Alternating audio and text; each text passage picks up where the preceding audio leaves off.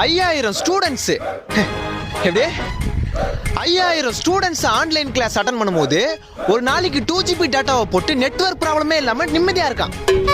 ஆனா அவன் தற்கொலை பண்ணிக்கல. அவன் போனுக்கு ரீசார்ஜ் பண்ணி விட்டு அவங்க அம்மா அப்பாவும் தற்கொலை பண்ணிக்கல.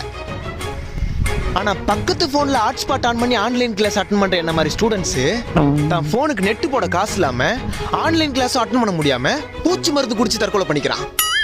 இததான் எல்லார்கிட்டயும் கேட்டேன், என் போனுக்கு ரீசார்ஜ் பண்ணி விடுங்கன்னு. ஆனா எல்லாருக்கும் ஜலபுல ஜங்கு டான்ஸ் பாக்குறதுக்கும் சொல்றியா மாமா பாட்டு கேட்கறதுக்கும் டைம் இருக்கு. என் போனுக்கு ரீசார்ஜ் பண்றதுக்கு ஒரு நாதி இல்ல.